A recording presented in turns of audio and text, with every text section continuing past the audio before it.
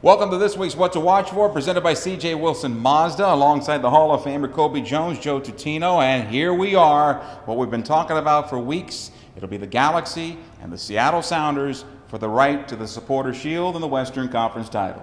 It all comes down to this. Yes, sir. I mean, hey, did I tell you or what? You did. He told me and he told you.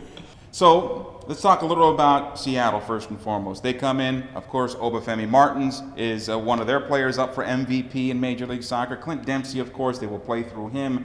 The Galaxy defending against those guys.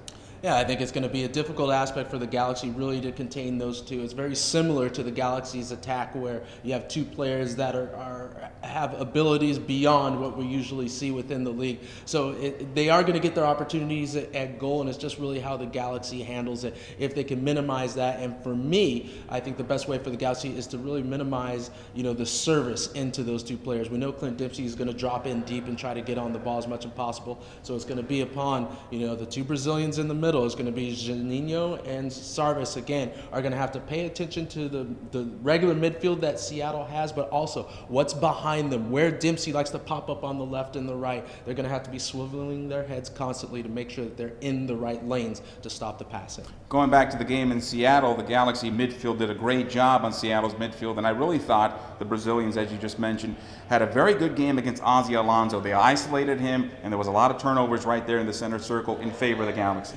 Well, Seattle likes to attack a lot on the flanks as well, and like I said, get that ball into Clint Dempsey. So Alonso is kind of left alone at times. So when the ball turns over and the Galaxy gets it, that ball's got to go right into the feet of either Juninho or Sarvis in an offset position where one's a little bit farther, one's a little bit back, but offset also to the sides. So Alonso has to try to pick and choose where to go. When one gets it, we know how well the Galaxy is at passing, so once one gets it, they can find the other one, get beyond Alonso, probably their best defensive player, and that tells you something about the Sounders.